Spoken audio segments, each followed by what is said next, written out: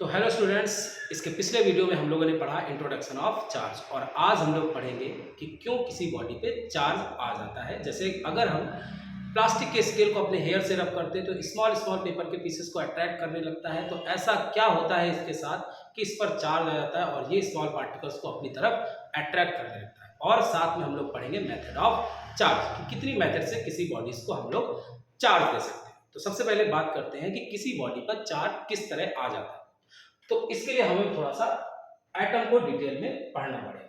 Atom को detail में किस तरह पढ़ सकते हैं कि जैसे हम लोग ले लें हाइड्रोजन, तो हाइड्रोजन का एटॉमिक नंबर है 1। तो इसका मतलब इसके न्यूक्लियस में 1 प्रोटॉन होगा और इसके फर्स्ट ऑर्बिट में 1 इलेक्ट्रॉन ही रिवॉल्व कर रहा होगा। इसका मतलब अगर इसके नेट चार्ज को कैलकुलेट करें तो इस पर +1 e प्रोटॉन का चार्ज और -1 e इलेक्ट्रॉन का चार्ज, तो इसका नेट चार्ज बेटा कितना हो जाएगा? 0। इसका मतलब जो हाइड्रोजन का एटम है ये इलेक्ट्रिकली न्यूट्रल है। और अगर हम दूसरा कोई चार्ज ले लेते हैं, जैसे अगर हम ले लें क्लोरीन, तो क्लोरीन का एटॉमिक नंबर देखो तो 17 होगा। अगर इसका इलेक्ट्रॉनिक कॉन्फ़िगरेशन करते हो तो 2,8,7 आएगा। इसका मतलब क्या है बेटा कि इसका जो एटम का न्यूक्लियस होगा इसमें 17 प्रोटॉन होंगे। और अगर हम इलेक्ट्रॉन की बात करें तो इसके फर्स्ट ऑर्बिट में जो बेटा फर्स्ट ऑर्बिट होगा उसमें 2 इलेक्ट्रॉन्स रिवॉल्व कर रहे होंगे और जो सेकेंड ऑर्बिट होगा इसमें आपके पास 8 इलेक्ट्रॉन रिवॉल्व कर रहे होंगे, 3, 4, 5, 6, 7 एंड 8। और जो बेटा लास्ट वाला थर्ड ऑर्बिट होगा इसमें 7 इलेक्ट्रॉन आपके ऑर्बिट कर रहे होंगे, 3, 4, 5, 6 एंड 7। अगर हम यहाँ पर इसके चार्ज को कैलकुलेट करें तो इसके अंदर +17 ई चार्ज होगा, प्रोटॉन से 17, और -17 इलेक्ट्रॉन होगा, ये ई चार्ज होगा, मतलब इलेक्ट्रॉन्स का चार्ज। अगर आप नेट चार्ज देखोगे तो ये भी बेटा नेट चार्ज कितना आएगा? 0। तो इससे क्या पता चलता है कि जितने भी एटम्स होते हैं वो सारे इलेक्ट्रिकली क्या होते हैं? न्यूट्रल होते हैं। जितने उनके अंदर प्रोटॉन्स होते हैं उतने ही क्या होते हैं? इलेक्ट्रॉन्स। जितना पॉजिटिव चार्ज होता है उतना ही नेगेटिव चार्ज होता है, इसीलिए सारे एटम क्या होते हैं? इलेक्ट्रिकली न्यूट्रल होते हैं। अब अगर हम क्या करें, इस हाइड्रोजन के एक इलेक्ट्रॉन को बाहर निकालें, इस हाइड्रोजन के एक इलेक्ट्रॉन को कहाँ निकाल लें? बाहर निकाल लें, तो बेटा क्या होगा? इस पर ये जो माइनस वाला चार्ज है ये खत्म हो जाएगा और इसका जो नेट चार्ज आएगा बेटा वो कितना आएगा? +1 e। इसका मतलब ये बना लेगा H+i। तो इससे क्या पता चल रहा है कि अगर किसी एटम से एक इलेक्ट्रॉन निकल जाए तो उस पर कौन सा चार्ज आ जाएगा बेटा? Positive charge. अब अगर हम क्या करें, इस चार्ज को, एटम वाले चार्ज को इस क्लोरीन को दे दें, इस इलेक्ट्रॉन को इस क्लोरीन को दे दें, तो यहाँ पर बेटा क्या हो जाएगा? -18। कितना चार्ज हो जाएगा बेटा? -18। तो इसका जो नेट चार्ज आएगा वो बेटा कितना हो जाएगा? -1। तो इससे क्या पता चल रहा है कि जो एटम इलेक्ट्रॉन को लूज करेगा, इलेक्ट्रॉन को अपने अंदर से निकाल देगा, उस पर आएगा बेटा पॉजिटिव चार्ज, और जो एटम इलेक्ट्रॉन को गेन करेगा, जिसके पास इलेक्ट्रॉन जाएगा, उस पर बेटा आएगा, तो इसका मतलब ये बना लेगा बेटा Cl-। तो इससे क्या पता चला कि जो एटम इलेक्ट्रॉन को लूज करेगा उस पर पॉजिटिव चार्ज आएगा और जो एटम बेटा इलेक्ट्रॉन को गेन करेगा उस पर बेटा क्या आएगा? नेगेटिव चार्ज आएगा। सेम चीज प्रोसेस होता है बॉडीज के साथ। सपोज दैट हमारे पास ये है एवोनाइट की रॉड, जैसे हम लोगों ने कल एग्जांपल में पढ़ा था, और हमारे पास है फर ऑफ कैट, ये है फर ऑफ कैट। अब सपोज कर लेते हैं कि इस एवोनाइट की रॉड पर 100 प्रोटॉन है, तो 100 प्रोटॉन की वजह से +100 ई चार्ज आएगा, और 100 इलेक्ट्रॉन है तो -100 ई चार्ज। तो इसका बेटा नेट चार्ज कितना हो जाएगा? 0। और अगर हम फर ऑफ कैट की बात करें तो सपोज कर लेते हैं इस पर 200 प्रोटॉन, तो प्लस का 200 इलेक्ट्रॉन चार्ज होगा, और 200 इलेक्ट्रॉन है मतलब माइनस का 200 ई चार्ज। तो इसका भी नेट चार्ज कितना हो जाएगा बेटा? 0। तो इसका मतलब अभी जो ये आपके पास बॉडीज, दोनों बॉडी है, ये एवोनाइट की रॉड है और ये फर ऑफ कैट है, दोनों ही इलेक्ट्रिकली न्यूट्रल है, क्योंकि दोनों के पास जितने नंबर ऑफ इलेक्ट्रॉन्स है उतने नंबर ऑफ प्रोटॉन्स है। तो अगर किसी बॉडी के पास इक्वल नंबर ऑफ इलेक्ट्रॉन्स है, इक्वल नंबर ऑफ प्रोटॉन्स है, तो वो बॉडी कही जाएगी इलेक्ट्रिकली न्यूट्रल।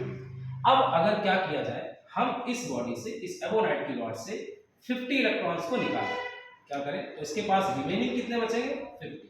और आपने क्या किया? 50 इलेक्ट्रॉन्स को यहाँ पर निकाल दिया, ठीक है। अब इन 50 इलेक्ट्रॉन्स को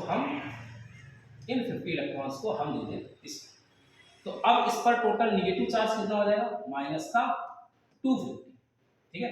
तो पहले 200 थे, अब आपके कितने हो गए, माइनस का 250।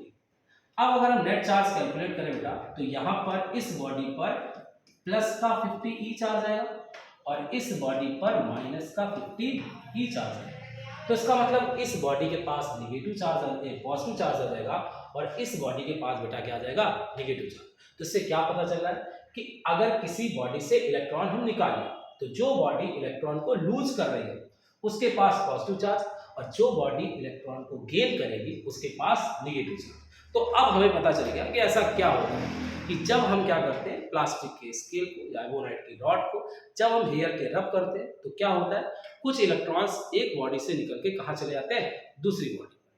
अब जिस बॉडी से इलेक्ट्रॉन निकल गए, लूज कर गए, वो आपका पॉजिटिव चार्ज कंटेन करेगी, जिस बॉडी पे इलेक्ट्रॉन जाएंगे वो आपका निगेटिव चार्ज कंटेन करेगा, ठीक है बेटा। अब यहां से हमें पता चल गया कि किसी बॉडी पर चार्ज आने का रीजन क्या है। तो रीजन क्या है, या तो इलेक्ट्रॉन्स डिक्रीज हो जाए या तो इलेक्ट्रॉन इंक्रीज हो जाए। अगर दोनों सेम अमाउंट में होंगे, प्रोटॉन और इलेक्ट्रॉन, तो नेट चार्ज कितना होगा बेटा, 0। तो इसका मतलब है जो बॉडी इलेक्ट्रॉन को गेन करेगा उसके पास निगेटिव चार्ज और जो बॉडी इलेक्ट्रॉन को लूज करेगा उसके पास पॉजिटिव चार्ज। अब बेटा आता है मेथड ऑफ चार्जिंग। क्या आता है बेटा, मेथड ऑफ चार्जिंग। तो मेथड ऑफ चार्जिंग में हमें 3 टाइप्स को आपके पास 3 टाइप्स पढ़ने मेथड ऑफ चार्जिंग में। तो जिसमें से आपका जो फर्स्ट टाइप है, क्या है बेटा, फर्स्ट टाइप है वो है बेटा बाई फ्रिक्शन। क्या है बेटा, बाई फ्रिक्शन, या इसी को बाई रबिंग भी बोलते हैं। तो बाई फ्रिक्शन में क्या होता है, तो अब बाई फ्रिक्शन को समझने के लिए कुछ चीजें हम लोग और समझते हैं। अब जैसे अगर आपका एटम है, सपोज दैट ये हाइड्रोजन का ही एटम है, इसके पास ऑर्बिट में 1 इलेक्ट्रॉन। अब अगर हम इस इलेक्ट्रॉन को बाहर निकालना चाहते हैं तो हमारे पास 2 तरीके हैं। फर्स्ट तरीका क्या है, इस इलेक्ट्रॉन पे हम लोग क्या अप्लाई कर दें, फोर्स। तो फोर्स अप्लाई करेंगे, इसकी एनर्जी बढ़ेगी और एनर्जी लेके कहाँ चला जाएगा, बाहर। तो फर्स्ट तरीका क्या है, पहला तरीका आपके पास क्या है कि हम इस इलेक्ट्रॉन पे क्या अप्लाई कर दे बेटा, फोर्स। तो ये इलेक्ट्रॉन अपने एटम को छोड़ के कहाँ जाएगा, बाहर आ जाएगा। दूसरा तरीका क्या है, अगर हम इस एटम को हीट प्रोवाइड करें, इसकी एनर्जी को इंक्रीज कर दें, और एनर्जी को इंक्रीज करेंगे तो भी ये इलेक्ट्रॉन एनर्जी को लेके कहाँ जाएगा बेटा, बाहर। तो किसी भी एटम से इलेक्ट्रॉन को बाहर निकालने के कितने तरीके हो गए, 2 तरीके। एक आप फोर्स अप्लाई करोगे तो भी इलेक्ट्रॉन बाहर आ जाएगा, दूसरा अगर आप हीट दोगे तो भी इलेक्ट्रॉन कहाँ जाएगा, बाहर आ जाएगा। तो सिंपल सी चीज है। अब बात करते हैं मेथड ऑफ चार्जिंग कि आपके पास फ्रिक्शन से कैसे आपके पास चार्ज हुआ। अब अगर आपके पास 2 ऑब्जेक्ट है, एक आपकी रॉड जो है वो एवोनाइट की रॉड है, सपोज दैट ये आपके पास क्या है, एवोनाइट की रॉड है, और ये आपकी फॉरऑफ कैट। अब हमने क्या किया, अब इसके पास सपोज कर लेते हैं 200 आपके पास प्रोटॉन है, 200 क्या है, प्रोटॉन है, और 200 ही क्या है, इलेक्ट्रॉन है। तो इसका मतलब अब ये न्यूट्रल है, और इसके अंदर क्या है, 300 आपके पास प्रोटॉन है और 300 इलेक्ट्रॉन है। इसका मतलब अभी ये भी क्या है, इलेक्ट्रिकली न्यूट्रल।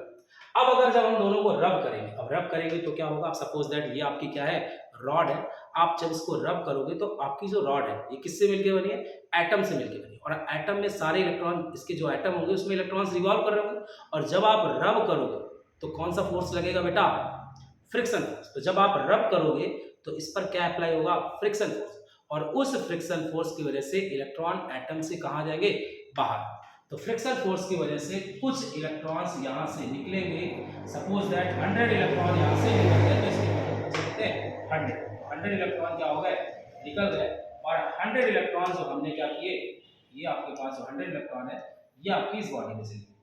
तो इसका मतलब अब इस पर क्या आ गया बेटा, नेगेटिव चार्ज, और इस पर बेटा क्या आ गया, पॉजिटिव चार्ज। तो यहाँ से क्या पता चला बेटा मेथड ऑफ चार्जिंग में फ्रिक्शन में, कि जब आप 2 ऑब्जेक्ट्स को क्या करते हो, रब करते हो, तो ड्यू टू फ्रिक्शन फोर्स, किस फोर्स की वजह से, फ्रिक्शन फोर्स की वजह से एक ऑब्जेक्ट से कुछ इलेक्ट्रॉन निकल के कहाँ ट्रांसफर हो जाएंगे, दूसरे ऑब्जेक्ट। जिस ऑब्जेक्ट से निकल गए उस पर आ जाएगा पॉजिटिव चार्ज, और जिस ऑब्जेक्ट पर ये चले गए उस पर क्या आएगा, नेगेटिव चार्ज। तो बाई फ्रिक्शन मेथड में आप इसको लिखोगे किस तरह कि व्हेन वी रब 2 ऑब्जेक्ट्स, जब हम क्या करेंगे, 2 ऑब्जेक्ट्स को रब करते हैं, then due to friction force, कौन से फ्रिक्शन फोर्स की वजह से, friction force, then due to friction force some electron transfer from one object to another object, and the object who loses electron get positive charge and the object who gains electron get negative charge. तो by friction method में हम लोग क्या लिखेंगे बेटा, when we rub two object then due to friction force some electron transfer from one object to another object, the object who loses electron get positive charge and the object who gains electron get negative charge। तो ये हो गया आपका method बेटा कौन सा, by friction. अब जो इसका सेकंड मेथड है वो है बेटा बाय कंडक्शन। तो अब हम लोग पढ़ेंगे बेटा कंडक्शन मेथड। तो बाय कंडक्शन, तो कंडक्शन मेथड में क्या होगा, अब बेटा कंडक्शन मेथड को पढ़ने के लिए कुछ चीजें हम पहले डिटेल में पढ़ लेते हैं। अब हमारे पास दो चीजें होती हैं, एक कंडक्टर होता है और एक इंसुलेटर होता है। क्या होता है बेटा, दो चीजें होती हैं, एक कंडक्टर और एक आपके पास इंसुलेटर। दोनों में डिफरेंस क्या है, क्या होता है कंडक्टर और क्या होता है इंसुलेटर। तो सपोज दैट अगर हम एक कंडक्टर की रॉड ले लें और साथ में एक इंसुलेटर की रॉड ले लें, एक हमारे पास कंडक्टर की रॉड है और एक हमारे पास है इंसुलेटर की रॉड। अब कंडक्टर की रॉड में हम लोग ऐड करेंगे बैटरी, यहाँ पर हम लोगों ने एक बैटरी और यहाँ पर क्या कर दी, इसके दोनों एंड्स पर ऐड कर दें, और सेम प्रोसेस यहाँ पर करेंगे, यहाँ पर भी एक बैटरी हम लोग क्या कर देंगे, ऐड कर देंगे।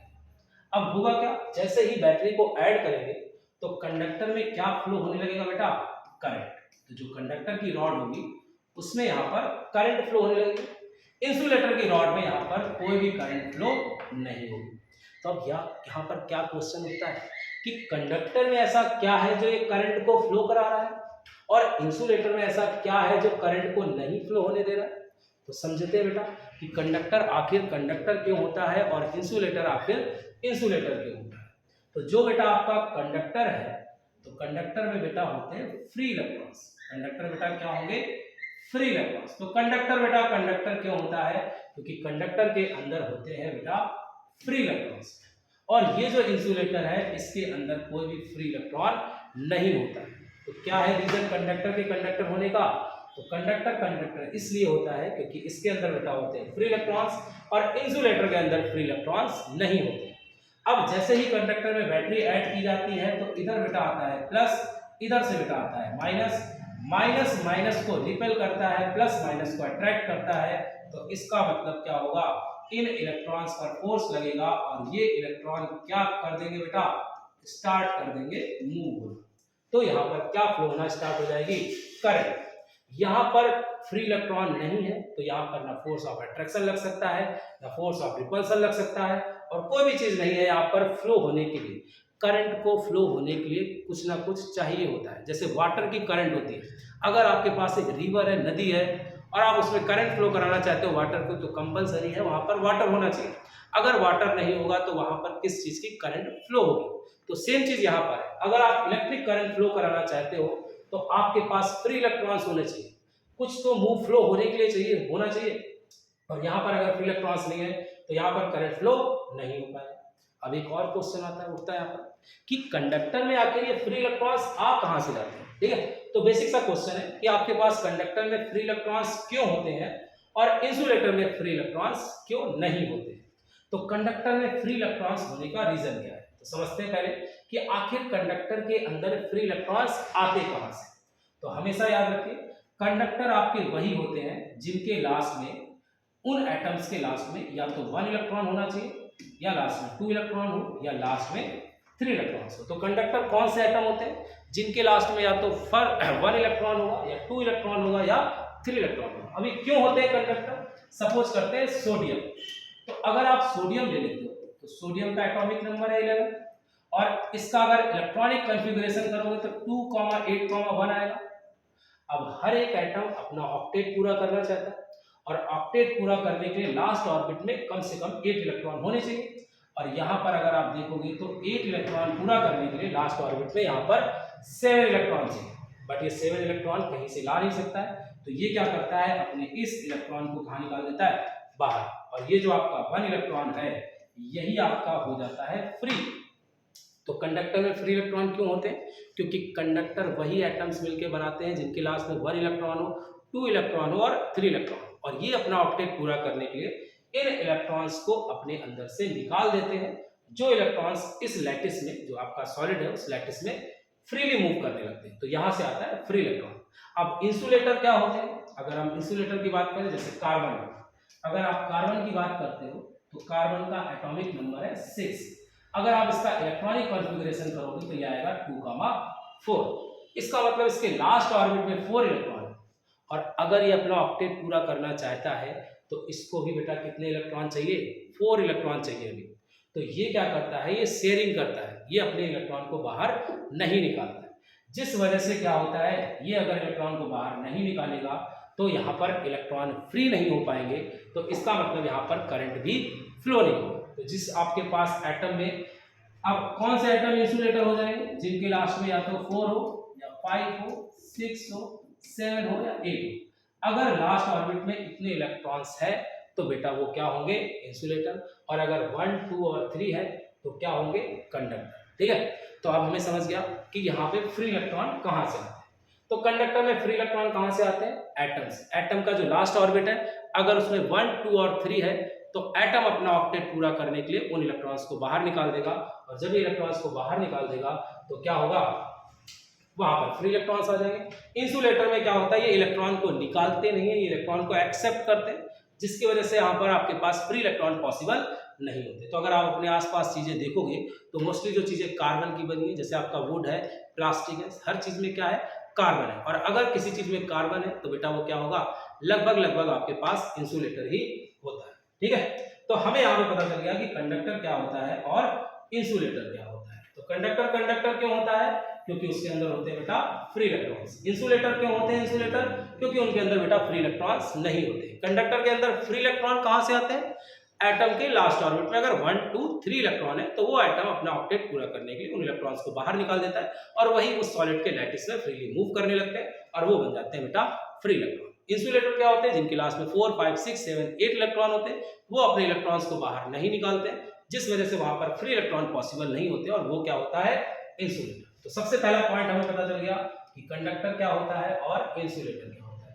अब सेकेंड पॉइंट की बात करते हैं कि अगर आपका कोई कंडक्टर है और अगर आप कंडक्टर को चार्ज देते हो, अगर आप कंडक्टर को क्या देते हो, चार्ज, तो ये चार्ज कंडक्टर के अंदर क्या कर सकता है, मूव कर सकता है। कंडक्टर के अंदर क्या कर सकता है, मूव कर सकता है। तो सेकंड पॉइंट, चार्ज जो है वो कंडक्टर के अंदर बेटा क्या कर सकता है, मूव कर सकता है। ठीक है, तो फर्स्ट पॉइंट कंडक्टर क्या होता है, इंसुलेटर क्या होता है। सेकंड पॉइंट, यहाँ पर अगर कोई कंडक्टर है और कंडक्टर में अगर आप चार्ज देते हो तो चार्ज फ्रीली क्या कर सकता है, मूव कर सकता है। अब आता है थर्ड कि अगर आपने इस कंडक्टर को चार्ज दिया तो ये चार्ज क्या कर सकता है बेटा, मूव कर सकता है, और अगर ये चार्ज मूव कर सकता है तो ये चार्ज रिपेल भी करेगा। अब ये वाला जो प्लस है इस प्लस को क्या करेगा, रिपेल करेगा। तो बेटा जब ये इस प्लस को रिपेल करेगा तो ये इस वाले को रिपेल करेगा, और ये इसको रिपेल करेगा तो इसको कहाँ पहुंचा देगा, सरफेस पर, और ये इसको रिपेल करके कहाँ पहुंचा देगा, इधर सरफेस पर। सेम ये दोनों भी रिपेल करेंगे तो ये चार्ज कहाँ पहुंच जाएगा, सरफेस पर, ये चार्ज भी कहाँ पहुंच जाएगा, सरफेस पर। तो थर्ड पॉइंट क्या पता चला कि अगर आप किसी कंडक्टर को क्या दे देते हो, चार्ज, तो चार्ज देने पर पहले तो वो मूव कर सकता है, दूसरा पॉइंट वो चार्ज ऑलवेज कहाँ पहुंच जाएगा बेटा, सरफेस पर। तो charge always find on the surface of conductor, कभी भी इनसाइड में कंडक्टर के चार्ज होना पॉसिबल नहीं है। तो चार्ज का किसी भी कंडक्टर के अंदर पाया जाना पॉसिबल नहीं। तो charge never find inside the conductor. When we give static charge it always comes on the surface of conductor, it never find inside the conductor. अब सेम चीज अगर इंसुलेटर होगा, अगर सपोज दैट ये क्या है बेटा, इंसुलेटर, अगर बात करते हैं इंसुलेटर की, तो इंसुलेटर में अगर आप चार्ज देते हो तो जहां पर भी आप चार्ज दोगे वो चार्ज वहीं पर बना रहेगा, ये चार्ज यहां से मूव नहीं करेगा, क्योंकि इंसुलेटर में चार्ज आपका मूव नहीं करता है। यही रीजन है कि अगर आप प्लास्टिक की रॉड को रब करते हो हेयर से तो प्लास्टिक की रॉड पे चार्ज आता है, बट अगर आयरन की रॉड को कभी भी आप रब करिएगा उस पर कभी भी बेटा चार्ज नहीं आता है।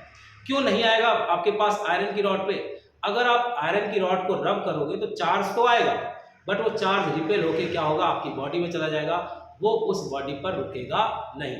लेकिन अगर इंसुलेटर की रॉड है, आपने रब किया तो यहाँ अगर आपने रब किया है तो यहाँ पे चार्ज आया है तो चार्ज आगे की तरफ मूव नहीं कर पाएगा, और ये चार्ज यहीं पर क्या होगा, रुका रहेगा। तो यहाँ पे एक पॉइंट और पता चल गया हम लोग को कि इंसुलेटर में चार्ज मूव नहीं करेगा, जहां पर दे दोगे वहीं पर बना रहेगा, और कंडक्टर में चार्ज दोगे तो वो मूव भी करेगा, और वो बेटा कहाँ आ जाएगा, सरफेस पे। तो charge always find on the surface of a conductor, it never find inside a conductor. और इंसुलेटर में जहां पर भी आप चार्ज दोगे वहीं पर वो बना रहेगा। यही रीजन है कि अगर आप आयरन की रॉड को आप हेयर से रब करते हो तो कभी भी चार्ज नहीं आता है, बट आप अगर इंसुलेटर रॉड को, प्लास्टिक की रॉड को रब कर देते हो तो उस पर चार्ज आ जाता है।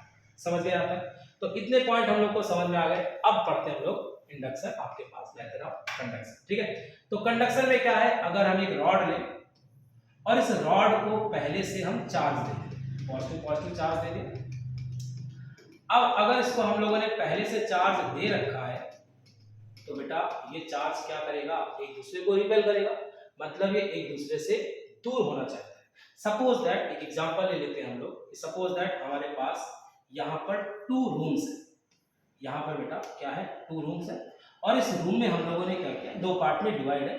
अब हमने क्या किया, यहाँ पर लड़के, यहाँ पर हम लोगों ने कई लड़कों को यहाँ पर खड़ा कर दिया और बहुत ही कंजेस्टेड तरीके से खड़ा कर दिया, मतलब ये एक दूसरे से क्या है, बहुत ज्यादा पास है, और गर्मी का क्या है बेटा, महीना है, और हमने क्या कर दिया, सारे फैन ऑफ कर दिए और सारे गेट को बंद कर दिया। तो अब होगा क्या, यहाँ पर जितने भी लड़के होंगे इन सबको गर्मी लगेगी और ये सब एक दूसरे को धक्का देना शुरू करेंगे, एक दूसरे को रिपेल करना शुरू करेंगे कि यहाँ से दूर हटो, हमें क्या गर्मी लगेगी।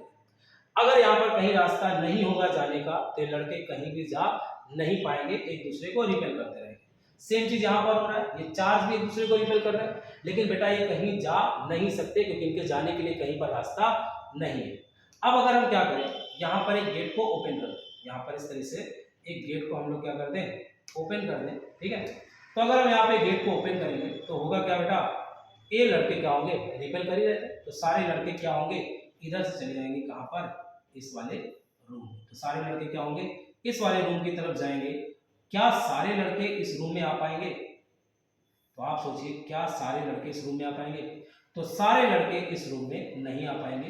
क्यों, क्योंकि अगर सारे लड़के यहाँ से यहाँ चले गए तो गर्मी क्या होगी बेटा, इस रूम में भी गर्मी बढ़ जाएगी। तो होगा क्या, कुछ बॉयज क्या होंगे, कुछ जो लड़के होंगे, बॉयज होंगे, वो इस साइड रहेंगे और कुछ बॉयज क्या होंगे, उस साइड चले जाएंगे। तो हाफ इसमें हो जाएंगे और हाफ इसमें हो जाएंगे। तो बेटा ये समझ लीजिए चार्ज में भी क्या होता है, सेम होता है। तो चार्ज क्या होगा, अभी यहाँ पर इस रॉड पर चार्ज है, लेकिन ये चार्ज बेटा कहीं जा नहीं सकता, रिपेल तो कर रहा है बट ये कहीं जा नहीं सकता। लेकिन अगर हम क्या लेके आए बेटा, अब यहाँ पर एक हमारे पास अनचार्ज बॉडी है। अब इस बॉडी पर अभी कोई चार्ज नहीं है, ना इस पर इलेक्ट्रॉन एक्स्ट्रा है ना आपके प्रोटॉन एक्स्ट्रा है, तो इसका नेट चार्ज अभी 0 है। अगर हम क्या करें, इस बॉडी को इस बॉडी से टच करा दें, अनचार्ज बॉडी को चार्ज बॉडी से टच करा दें, तो यहाँ पर ये चार्ज रिपेल कर रहे हैं एक दूसरे को। तो जब ये रिपेल कर रहे हैं तो ये कहाँ जाएंगे, इस वाली बॉडी। तो सारे चार्ज क्या होंगे बेटा, यहाँ से ट्रांसफर होके कहाँ पहुंचेंगे, इस वाली बॉडी।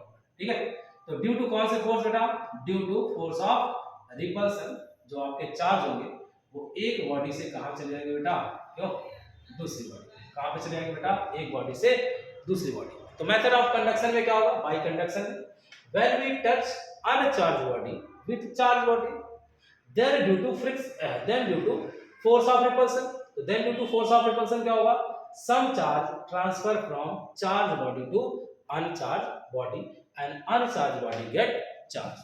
तो कंडक्शन मेथड को बेटा आप लोग कैसे लिखोगे कि when we touch uncharged body with charged body, then due to force of repulsion some charge transfer from charged body to uncharged body and uncharged body get charge. ये बेटा कौन सा मेथड था, कंडक्शन मेथड। तो यहाँ पर हम लोगों ने क्या क्या पढ़ लिया कि किस तरह से आपके पास बॉडी में चार्ज आता है, method of bye friction method क्या होता है और बाय आपका कंडक्शन मेथड होता है। अब इसके बाद हम लोग को पढ़ना है इंडक्शन मेथड, जो हम लोग पढ़ेंगे नेक्स्ट वीडियो में।